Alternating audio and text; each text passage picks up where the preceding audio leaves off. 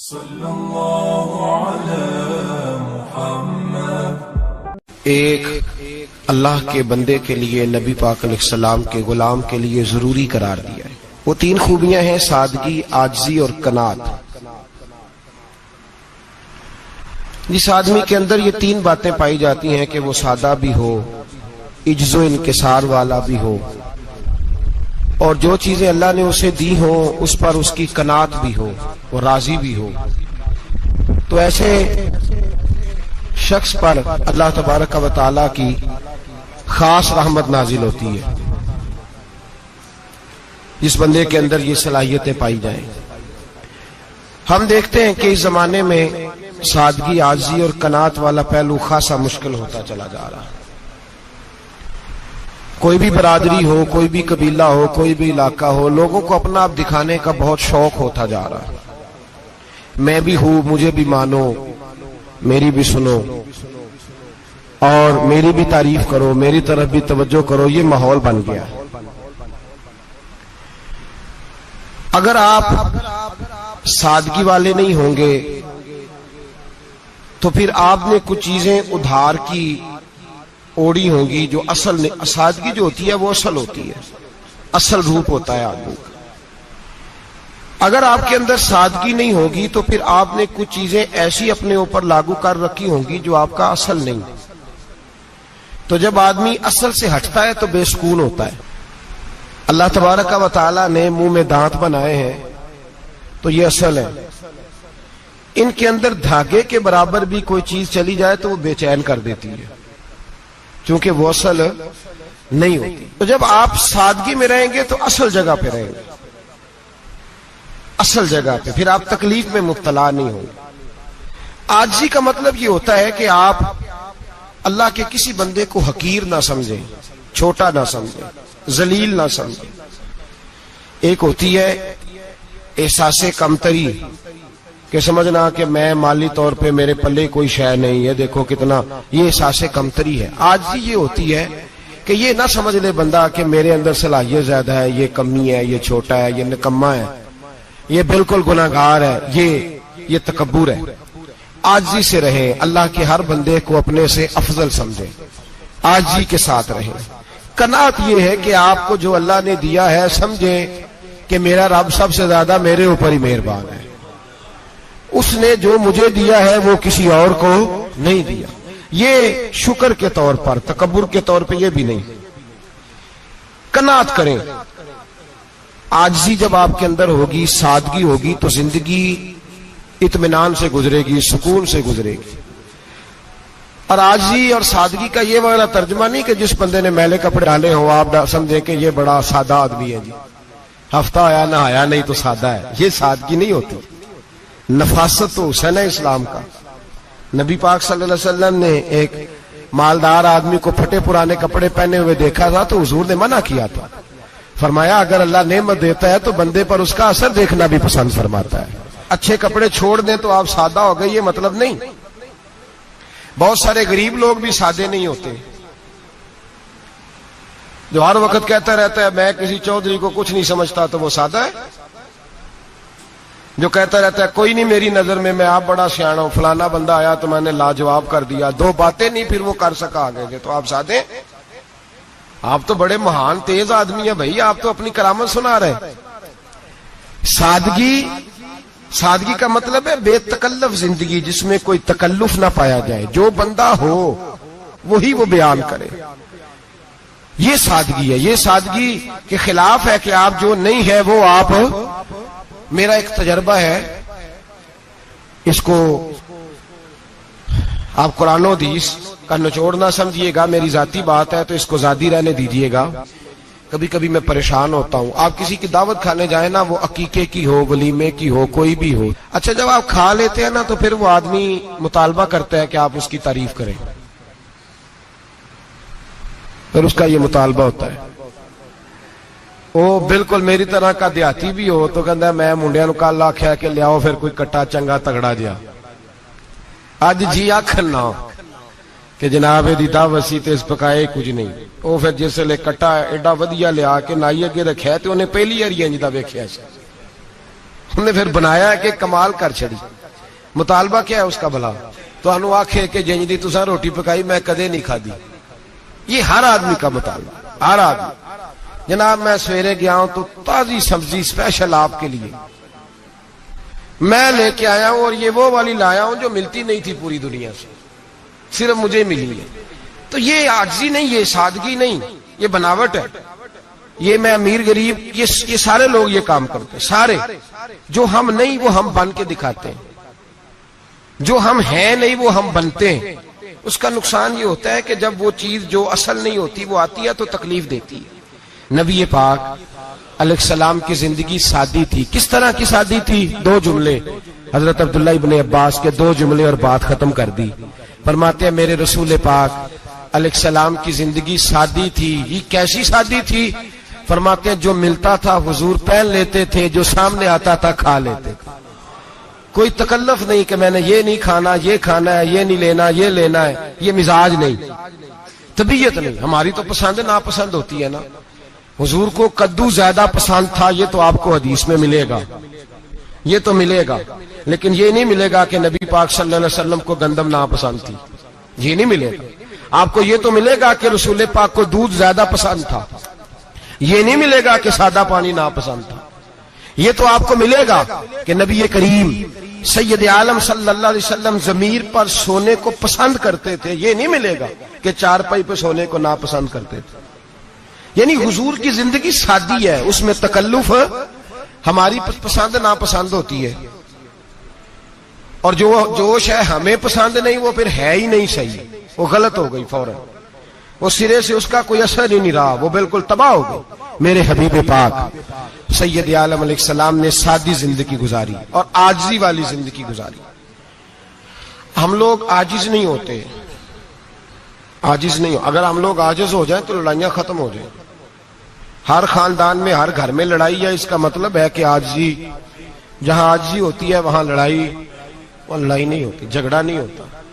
ہمارا بھائی سے، بھتیجے سے، بھانجے سے، بیوی سے، سسرال والوں سے، رشتہ داروں سے، بھائیوں سے اگر اختلاف چل رہا ہے اور ہر جگہ چل رہا ہے تو ساری جگہ تو غلطیاں نہیں نہ پائی جاتی، کہیں ہماری بھی غلطی ہوتی ہے. تو یہ جو اختلاف چل رہے ہیں اور صلح نہیں ہو رہی، اس کی وجہ یہ ہے کہ ہمارے اندر عاجزی انکساری ہو، تو پھر تو جھگڑا ہی کوئی نہیں. میرے نبی پاک علیہ السلام کی زندگی میں عاجزی ہے، انکساری ہے. اس لیے حضور نے کبھی لمبی چوڑی باتیں نہیں سنائی. صحابہ کہتے ہیں نبی پاک علیہ السلام تقریر چھوٹی کرتے تھے، نماز لمبی پڑھتے تھے. تقریر، نماز، ہماری باتیں لمبی اور نمازیں اللہ اکبر الٹ بالکل سلسلہ. نبی پاک علیہ السلام نے سادگی، عاجزی کو اپنایا. بہت غریب آدمی، بڑا ماڑا بندہ جو 100 روپیہ دیہڑی لیتا ہے، اور باہر جب وہ دیہڑی کرنے گیا ہے تو وہ شام کو جب اس نے نا سمیٹا ہے نا وہ سیمٹ اور ریت اور وہ ساری چیزیں، تو وہاں وہ جھاڑو پھیر کے آیا ہے. پھیرتے ہیں نا جی مزدور جھاڑو، یہ کام وہ کرنے کو تیار ہے، پر اپنے گھر میں آ کے جھاڑو دینے کو تیار نہیں ہوئی، اس لیے کہ یہ اس کی مردانگی کے خلاف ہے. باہر جب وہ گیا ہے کسی ہوٹل میں کام کر رہا ہے، ٹائی پینٹ کوٹ پہن کے وہ بڑا اچھا، وہاں اگر اس کو برتن دھونے پڑے تو دھو لیے. بلکہ اگر ناراض نہ ہو جائیں باہر رہنے والے ساتھی تو ڈھیروں لوگ باہر جا کے ہوٹلوں میں برتن مانجتے ہیں، لیکن وہاں ان کے روب کو، ان کے نام کو کوئی دھبا لگتا. لیکن گھر کے اندر جس برتن میں انہوں نے خود روٹی کھائی ہے، اگر ان کو یہ کہہ دیا جائے نا کہ یہ دھو لو، تو پھر تو طلاق تک نوبت آ جاتی، پھر تو مسئلہ خراب ہے. پھر تو ہو سکتا ہے کہ بیوی کی اماں کی بھی خیر نہ ہو، تجھے اس نے سکھایا ہی کچھ نہیں، مجھے ہی تو نے کہہ دیا اٹھ جا. یہ ہمارا حال ہے، اور ہے ہم سارے عاجز مسکین، ہے ہم سارے ماڑے غریب، یہ سارا اپنی جگہ طے. لیکن جہاں ڈٹنا ہے، بلکہ یوں سمجھ لیں کہ جہاں روب نہ چلا وہاں مسکین ہو گئے، اور جہاں چل گیا اب بادشاہ ہو گئے. میرے رسول پاک سید عالم علیہ السلام کا اسوہ نور سنو. سیدہ طیبہ طاہرہ حضرت عائشہ صدیقہ رضی اللہ تعالیٰ عنہ فرماتے ہیں حضور گھر میں آتے اگر گھر کے اندر جھاڑو دینے والا ہے تو مصطفیٰ نے اٹھا کے کام کرنا شروع کر دیا ہے. یہ معمولی بات نہیں. اگر حضرت فاطمہ زہرا کی چکی پیسنے کے لیے فرشتے آ سکتے ہیں تو رسول پاک کے گھر کا کام کرنے کے لیے بھی آ سکتے ہیں. لیکن میرے نبی پاک صلی اللہ علیہ وسلم گھر میں اپنے کپڑے دھو لیتے, پھٹ جاتے تو حضور سی لیتے. یہاں تک کہ حضرت عائشہ فرماتی ہے ایک دن حضور نے کہا کھانا پکاؤ تو میں نے کہا کنیز آٹا گوندھ رہی ہے.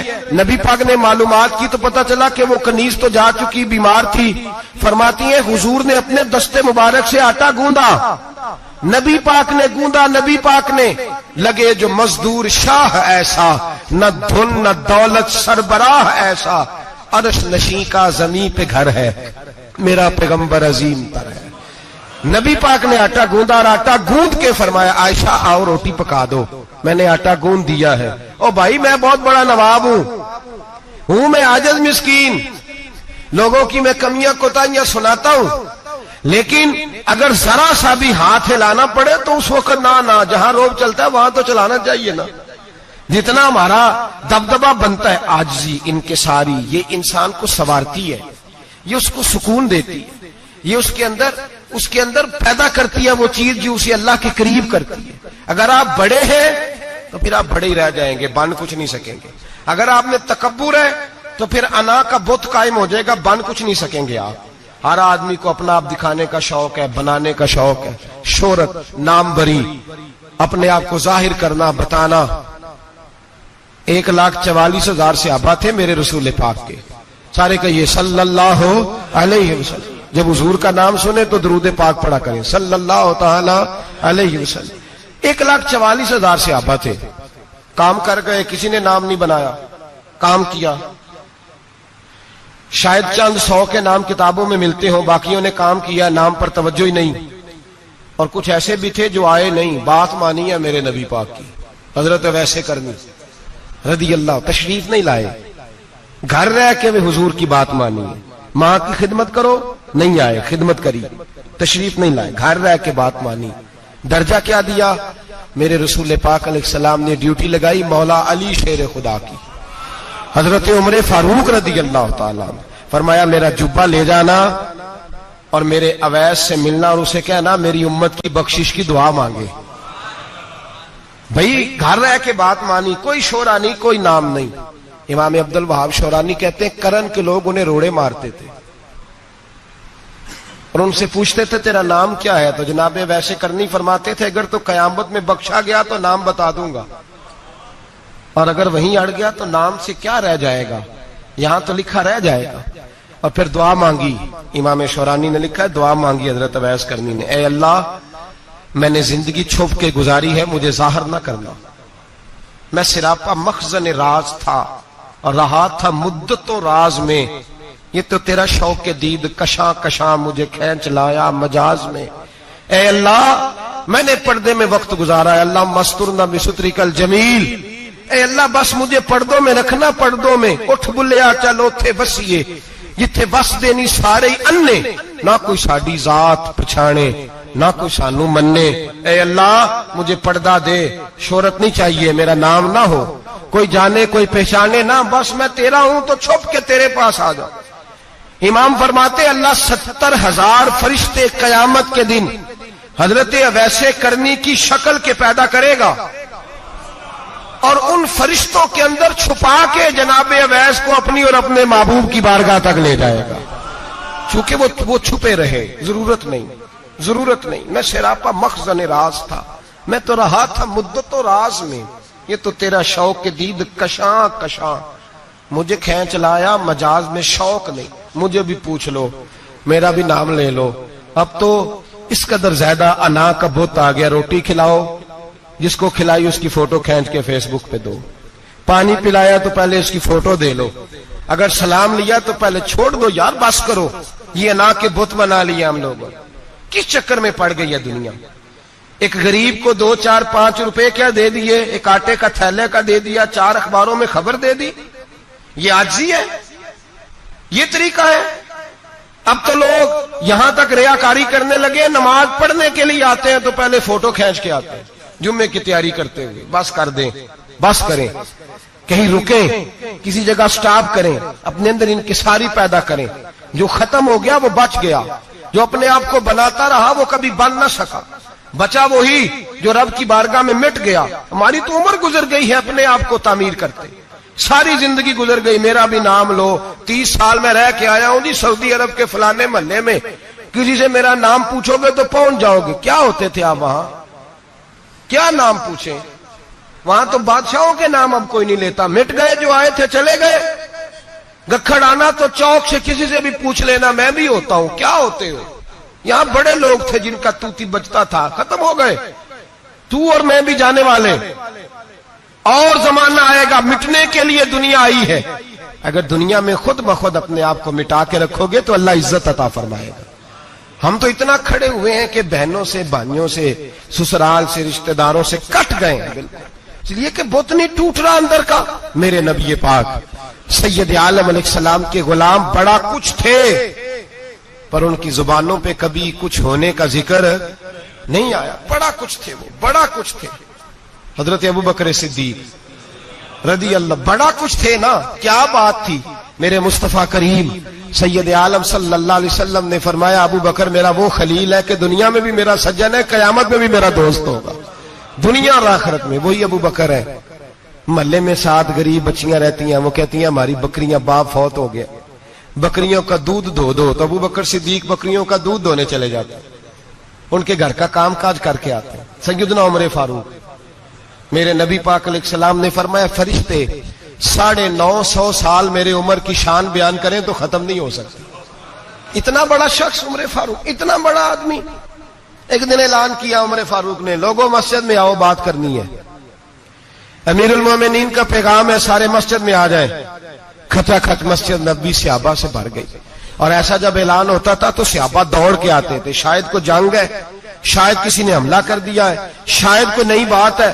دوڑے آئے لوگ، مسجد نبی کھچا کھچ بھر گئی. سیدنا فاروق اعظم رضی اللہ تعالیٰ عنہ ممبر پہ بیٹھے.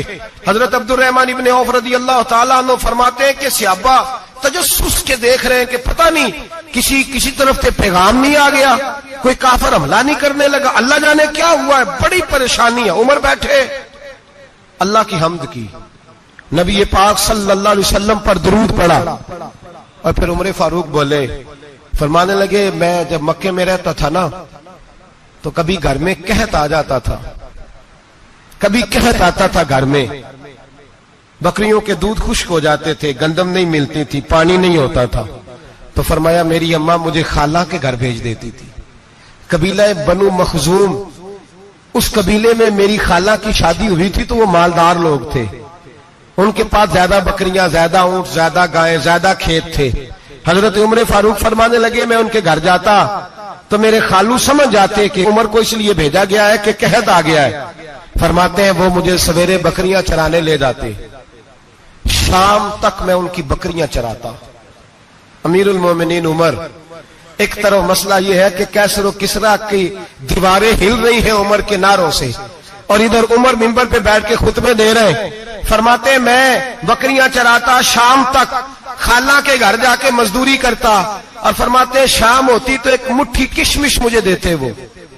آپ فرماتے ہیں میں بڑے قد والا تھا، ایک مٹھی کشمش ملتی ہے، کبھی ایک مٹھی کھجوریں، میں شام کو کھا کے سو جاتا. کئی مہینے یوں ہی گزرتے تو میری اماں کا پیغام آتا کہ حالات صحیح ہو گیا، میرے بیٹے کو بھیج دو. یہ بات کہی، حضرت عمر رونے لگے اور پھر کہنے لگے اب وہ وقت آیا ہے کہ لوگ مجھے امیر المومنین عمر کہہ کے پکارتے ہیں. بس یہ 2 باتیں کی.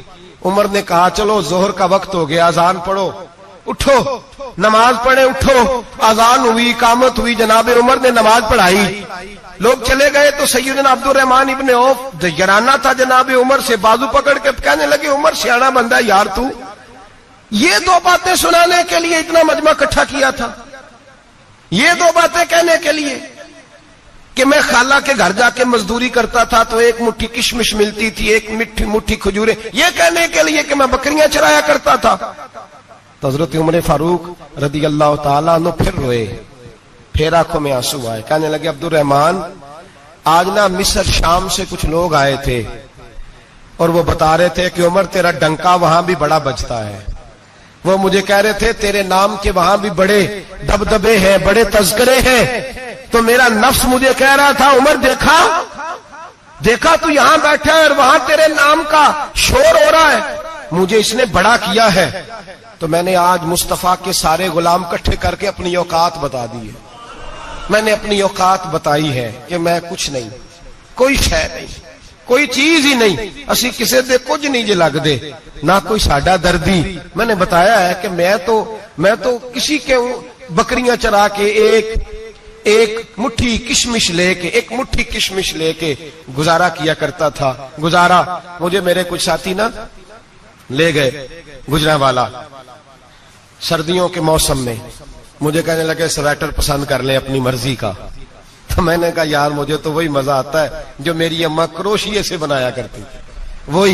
وہ پہلے ابا پہنتے تھے، پھر وہی سویٹر بڑا بھائی پہنتا تھا، پھر ہمارے کھاتے میں آ گیا. اور پھر اس کی تعریفیں ہوتی تھی غربت چھپانے کے لیے. اس کی تعریفیں ہوتی تھی بڑی محنت سے بنا ہے جی، کیا بات ہے، بڑا گرم ہے. تو اب چھوٹے بھائی کو دے دیا جائے. ہم نے کہا وہی زمانہ دیکھا ہے، وہی رنگ دیکھا ہوا ہے اور اس پر فخر ہے. اب تو لوگ جب کچھ ہو جاتا ہے نا، 2-4 لوگ جاننے لگتے ہیں تو لوگ فٹافٹ دعویٰ کر دیتے ہیں خاندانی رئیس اعظم ہوں، بڑی بات ہے. ایسی کوئی بات نہیں. جس کو اپنا آپ یاد رہتا ہے اسے خدا بھی یاد رہتا ہے. جسے اپنا آپ یاد رہتا ہے اسے رسول اللہ بھی یاد رہتے ہیں. جسے اپنا آپ یاد رہتا ہے اس کی نظر میں دوسرے لوگ بھی کچھ ہوتے ہیں. میں عمرے کے لیے حج کے لیے جاتا رہتا ہوں. رب مجھے اپنے فضل سے بلا لیتا ہے. تو میں ایئرپورٹ سے نیچے اترا تو ایک صاحب میرے جاننے والے تھے، دوڑ کے آئے اور مجھے کہنے لگے کیا بات ہے، سنا ہے اس دفعہ آپ سعودی ایئر لائن سے آئے، سیدھا مدینہ شریف آئے، کیا بات ہے آپ کی. اور میں نے کہا صاحب چھوڑ دیں، میں بھی جب پہلی دفعہ آیا تھا تو میں بھی بڑا گور کے ایئرپورٹ دیکھتا تھا. میں نے کبھی دیکھا جو نہیں تھا، میں بڑا گور کے دیکھتا تھا. کوئی ایسی بات نہیں ہے، یہ نظام قدرت ہے، بادشاہ کے فیصلے ہیں. وہ جب چاہتا ہے جس طرح کے چاہتا ہے فیصلے فرما لیتا ہے. تو یہ اس کے فیصلوں کی بات ہے. ہم لوگ نا جس حیثیت پہ ہوتے ہیں وہیں رہ جاتے ہیں، پچھلی بات بھول جاتے ہیں. اس لیے ہم چاہتے ہیں جو بھی ہمیں ملے جھک کے ملے، جو بھی آئے. اور یہ میرا آپ کا سب کا مشترکہ معاملہ ہے. میرے نبی پاک صلی اللہ تعالی علیہ وسلم نے صحابہ سے پوچھا تمہیں بتاؤں جنت کے بادشاہ کون ہوں گے؟ جنت کے عام لوگ نہیں، جنت کے، بولیے گا ذرا، جنت کے اللہ بادشاہ. جنت میں تو جانا بڑی بات ہے، حضور جنت کا بھی بادشاہ. ابن ماجہ میں لفظ ہے. تمہیں پتہ ہے جنت کے بادشاہ کون ہوں گے؟ تو میرے مصطفیٰ کریم صلی اللہ تعالی علیہ وسلم کے غلاموں نے کہا حضور ہمیں نہیں پتا. تو حضور نے فرمایا جنت کے بادشاہ وہ لوگ ہوں گے جنہیں دنیا میں کوئی بھی نہیں جانتا تھا، جن کے کپڑے سادے ہوتے تھے، جو غریب لوگ ہوتے، جو سفارش کرتے تھے تو ان کی قبول کوئی نہیں کرتا تھا، جو کسی کے ساتھ جاتے تھے تو ان کو مانتا کوئی نہیں تھا. وہ جنت کے بادشاہ ہوں گے، بادشاہ. اور فرمایا قیامت کے دن جب لوگ انہیں دیکھیں گے تو ان پر فخر کریں گے، رشک کریں گے، کہیں گے کیا بات ہے تمہاری. یہاں تو شوق ہی بڑا ہے. غریبوں نے بھی پوسٹر بنائے ہوئے ہیں، ڈاکوؤں، لٹیروں، چوروں کی تصویروں کے ساتھ لگوائے ہوئے اپنے آپ کو بڑا کرنے کے لیے. آجزی اختیار کریں، آجزی اختیار کریں، اپنے آپ کو مٹانے کی کوشش کریں. رب کریم کے بندے آگے بڑھ کے اپنا آپ دکھاتے نہیں. بڑا شوق ہے، پہلے فوٹو کھچا لو، باقی باتیں بعد میں ہوگی. پہلے ویڈیو بنا لو، باقی کچھ اور بعد میں ہوگا.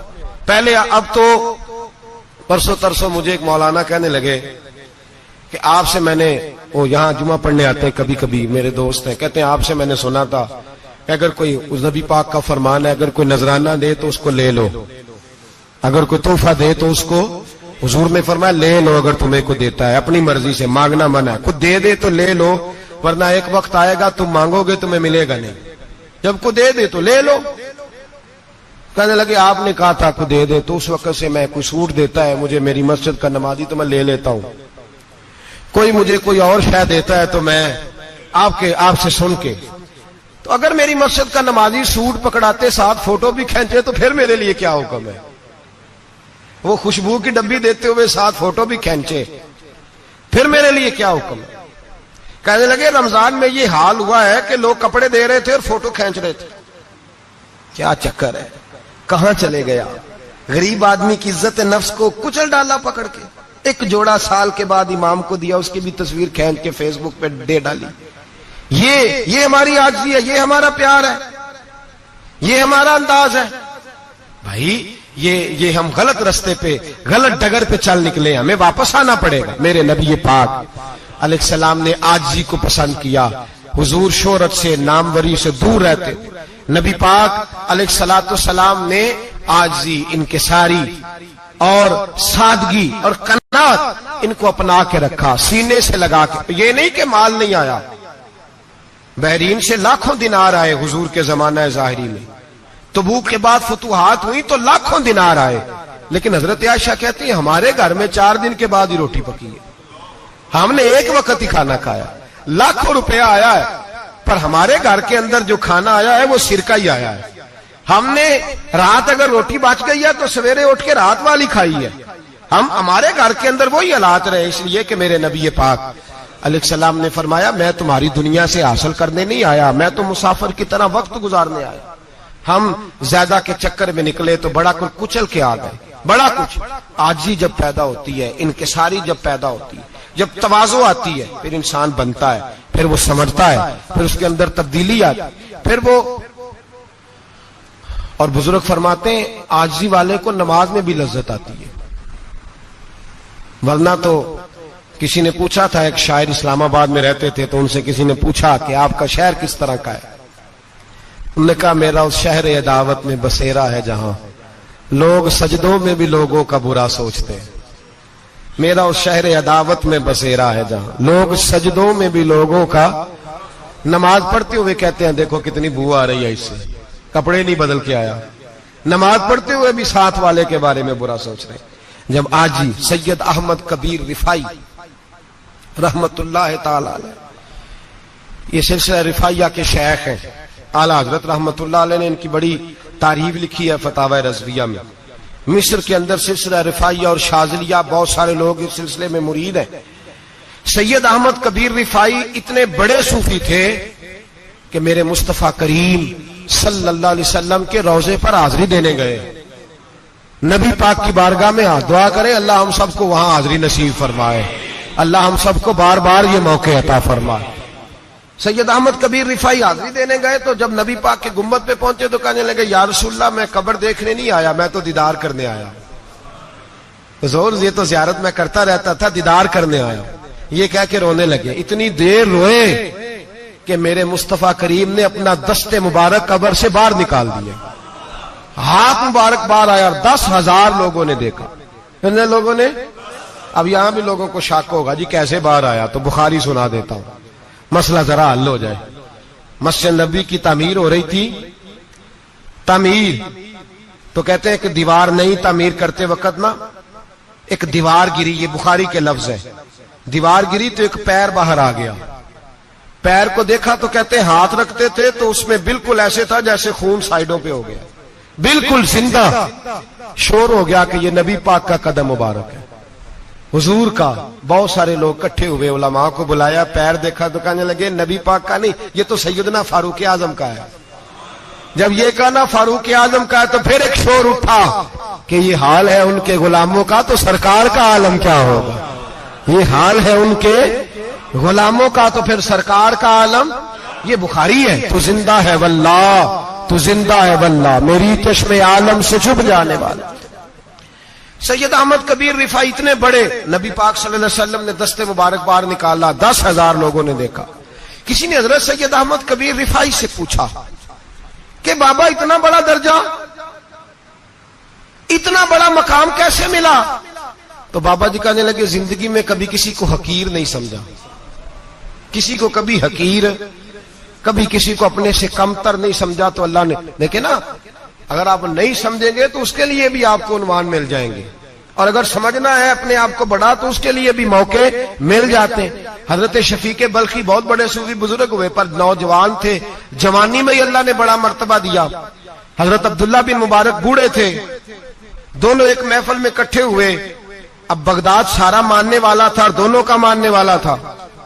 آخر میں دعا بزرگ کرایا کرتے تھے محفل کے اختتام پر۔ حضرت شفیق بلخی جناب عبداللہ بن مبارک سے کہنے لگے آپ دعا کریں، آپ دعا کریں، آپ بزرگ ہیں، اب جس نے جو ماننا ہے اسے اس کے لیے عنوان بھی مل جائے گا۔ حضرت سیدنا عبداللہ بن مبارک کہنے لگے بیٹے تو دعا کر، تیری عمر تھوڑی ہے، تیرے گناہ بھی تھوڑے ہیں، تیری عمر تھوڑی ہے، تیرے گناہ بھی تھوڑے ہیں۔ تو سیدنا شفیق بلخی کہنے لگے نہیں حضور آپ دعا کریں، آپ کی عمر زیادہ ہے تو نیکیاں بھی تو زیادہ ہی ہے نا، نمازیں بھی تو آپ کی زیادہ ہے نا، روزے بھی تو زیادہ، رمضان بھی تو آپ کی عمر میں زیادہ ہے نا، آج بھی تو آپ نے زیادہ۔ اگر آپ نے کسی کو اپنے سے بڑا سمجھنا ہے تو عنوان آپ کو مل جائے، چھوٹا سمجھنا ہے تو اس کے لیے بھی عنوان آپ کو۔ بات تو یہ ہے کہ آپ کیا کرنا، اگر آپ کسی کو حقیر سمجھنا چاہتے ہیں تو بات ختم ہو گئی۔ سید احمد کبیر رفاعی فرماتے ہیں زندگی بھر کبھی کسی کو حقیر نہیں سمجھا، اللہ کی ساری مخلوق کی کیا بات ہے۔ اللہ قرآن میں کہتا ہے ان اللہ لا یستحی ان یضرب مثلا ما بعوضۃ فما فوقها، اللہ شرم نہیں کرتا کہ ایک مچھر کی مثال بیان کرے یا اس سے بھی کم تر۔ اللہ مچھر کی بات کرتا ہے اتنا بڑا ہو کے، وہ کہتا ہے میں کروں گا، میری مخلوق جو ہے تو حضرت احمد کبیر رفاعی فرمانے لگے میں نے کبھی کسی کو حقیر، بولیے کبھی کسی کو حقیر، ہم لوگوں کے پاس عنوان بڑے حقیر سمجھنے کے لیے، ہم سمجھ لیتے ہیں۔ امیر آدمی کہتا ہے غریب محنت کیوں نہیں کرتا، محنت کرے امیر ہو جائے گا، عنوان ہوا کہ نہ تنقید کرنے کا۔ 4 بچے ہیں کریں کمائی امیر ہو جائیں گے، اب وہ حقیر سمجھ رہا ہے غریب کو، غریب بھی امیر کو حقیر سمجھتا ہے، وہ بھی کہتا ہے جو اس نے کمایا سارا ہی حرام ہے، جائز ایک پیسہ نہیں، اس نے بھی حقیر سمجھ لیا، یعنی وہ یہ کہہ رہا ہے کہ میں حلال کھاتا ہوں، یہ امیر حرام کھاتے ہیں، تو بات ختم ہو گئی، اس نے بھی حقیر سمجھ لیا، اس نے بھی حقیر سمجھ لیا۔ اب عنوان ہی تھا نا، اگر عنوان بدل لیتے تو بات بن جاتی۔ امیر اگر یہ کہتا کہ میں اس غریب کی مدد کروں گا اس لیے کہ پیسے محنت سے نہیں ملتے خدا کے فضل سے ملتے ہیں، تو وہ یہ نہ کہتا کہ یہ محنت کرتا تو آگے چلا جاتا۔ اور غریب اگر سمجھتا اس بات کو تو یہ نہ کہتا امیر سارے حرام ہی کھاتے ہیں، وہ کہتا بھئی رب نے جو میرے لیے پسند کیا مجھے دیا، جو اس کے لیے پسند کیا اسے دیا، بات ختم ہو گئی، جھگڑا ختم۔ عنوان تو مل جائے گا آپ کو، مثبت بھی اور منفی بھی، تو اچھی بات نہیں کہ مثبت اختیار کریں۔ سید احمد کبیر رفاعی کہتے ہیں میں گزر رہا تھا، ایک دن میرے ساتھ ایسا ہوا کہ میں گزر رہا تھا کھیت کے اندر سے، ادھر بھی پانی تھا ادھر بھی پانی تھا، ہوتا ہے نا پانی پانی ہوتا ہے فصلوں میں کئی دفعہ، کب ہوتا ہے زیادہ پانی؟ نہیں جدو کدو کری ہے جی، وہ جب کدو کرتے ہیں نا تو دونوں جانب پانی بھرا ہوتا ہے نا جی، وہ ٹریکٹر بھی پانی میں چلتا ہے، میں پینڈو ہوں نا مجھے زیادہ پتا ہے کیا حالات ہوتے ہیں، تو وہ ادھر بھی پانی ادھر بھی پانی، تو درمیان میں سے وہ منڈیر ہوتی ہے چھوٹی سی، بات ٹاکید ہے اپنی زبان ہے، تو کہتے ہیں ادھر بھی پانی تھا ادھر بھی پانی تھا۔ سید احمد کبیر رفاعی کہتے ہیں میں گزر رہا تھا، عصر کی نماز کا ٹائم ہو گیا، میں جلدی جلدی جا رہا، سامنے سے کتا آ گیا۔ انسان اشرف المخلوقات ہے لیکن وہ اللہ کا شکر کرے گا کہ اس نے مجھے اشرف بنایا ہے، یہ نہیں کہہ سکتا کہ یہ مخلوق حقیر ہے یہ بری ہے، یہ نہیں کہہ سکتا، شکر کرے کہ مجھے اللہ نے اشرف سید احمد کبیر رفاعی کہتے ہیں کتا آ گیا سامنے سے، اب کتا آیا تو مجھے جلدی تھی، کتا بھی بھیگا ہوا تھا، اب میرا دل کرے کہ کتا نیچے اترے تو میں گزروں، کتا کھڑا ہے کہ یہ سائیڈ پہ ہو تو میں گزروں، کہتے ہیں دیر ہو گئی، تو مجھے ڈر لگتا تھا، میں نے کبھی کتے کو بھی نہیں جھڑکا تھا، کبھی کتے کو بھی، اپنی اتنی حیثیت ہی نہیں، جھڑکا ہی نہیں کبھی کسی کو۔ آپ فرماتے ہیں دیر ہو گئی تو میں نے کہا یا اللہ، حضرت سید احمد کبیر کہتے ہیں میں نے کہا یا اللہ اس کتے کو زبان ہی دے دے، میں اسے کچھ سمجھا ہی دوں، اسے زبان ہی دے دے، تو قادر مطلق ہے، اسے زبان دے دی۔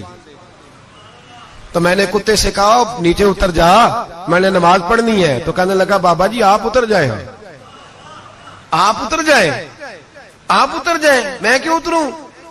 تو سید احمد کبیر رفاعی کہتے ہیں میں نے اس سے کہا کہ بات یہ ہے کہ میرے اوپر نماز فرض ہے، تیرے اوپر فرض نہیں، تو میں نے نماز پڑھنی ہے، اگر میں کھیت میں اتر گیا تو کیچڑ ہے، میرے کپڑوں کو مٹی لگ جائے گی، پتہ نہیں پانی پاک ہے کہ ناپاک ہے، تو تو اتر جا، تیرے اوپر نماز نہیں فرض، تو مجھے جانے دے۔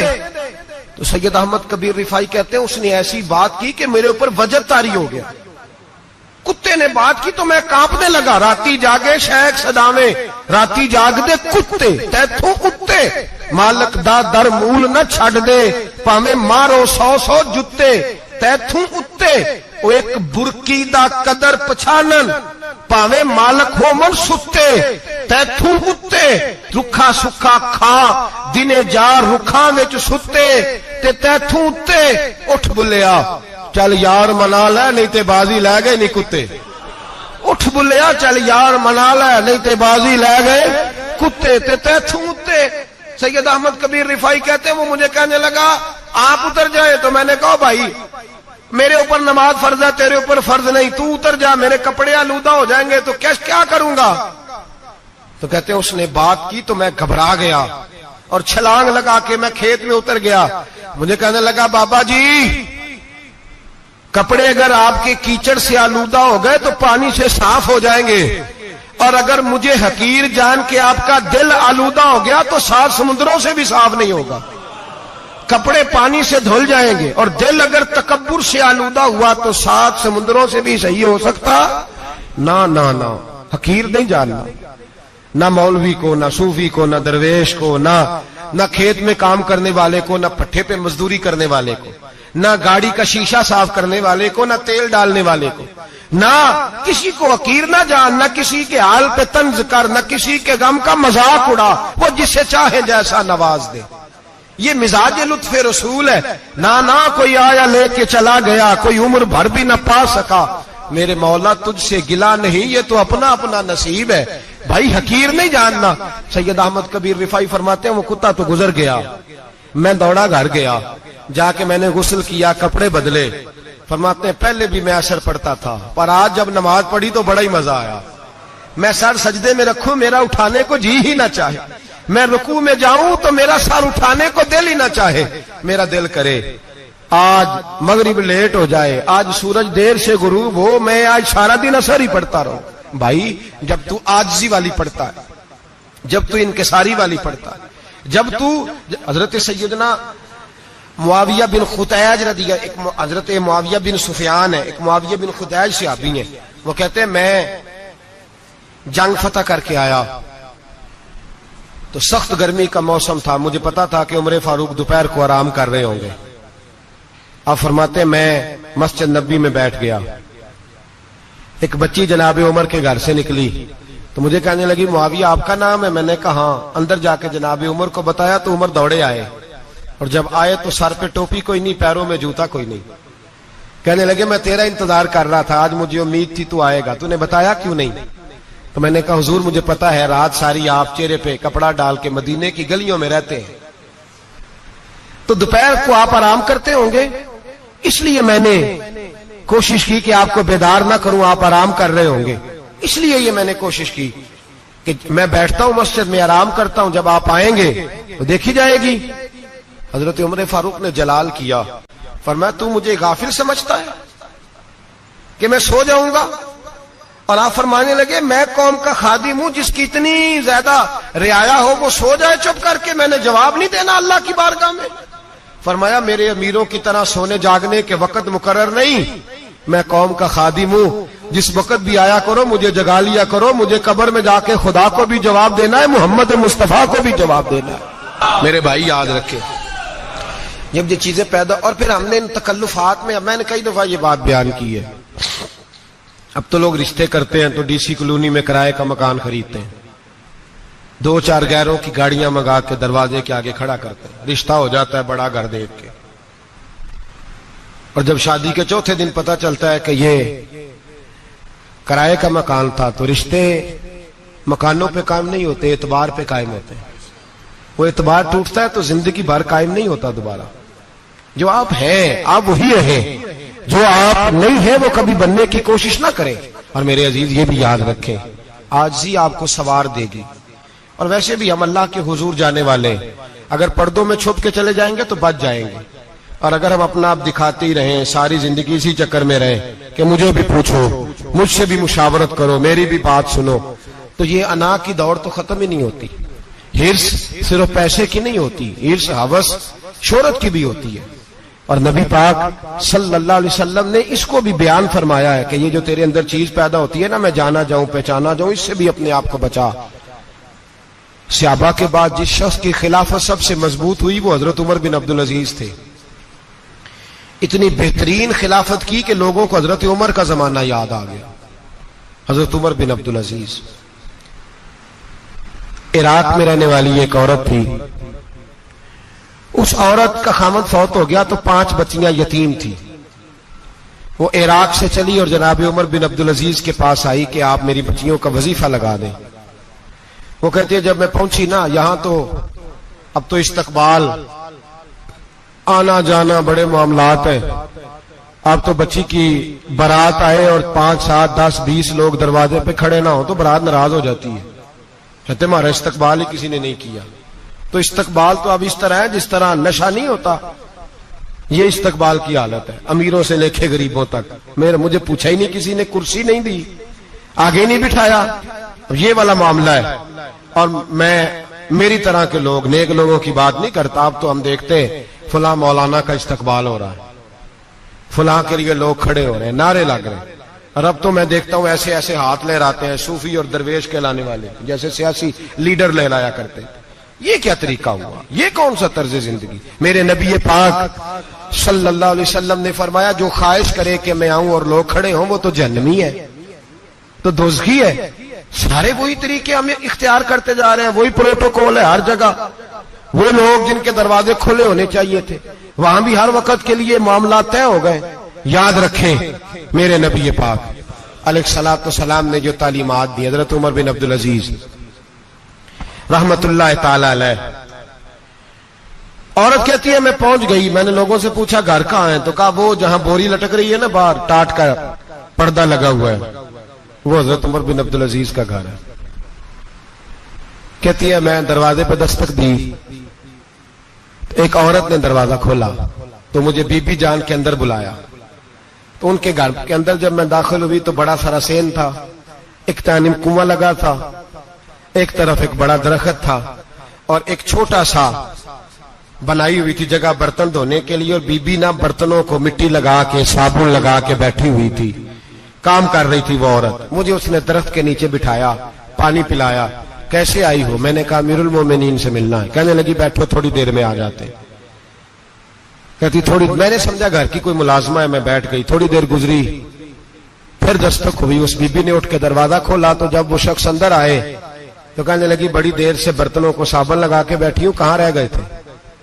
کہتی ہیں وہ صاحب کہنے لگے بس ذرا مصروف ہو گیا تھا. دوڑے گئے, کنویں سے پانی نکالا, بی بی کو دیا, اس نے برتن دھوئے. کہتی ہے پھر تھوڑا سا سرکہ اور ایک رات کی روٹی وہ لائی, اس شخص نے کھائی.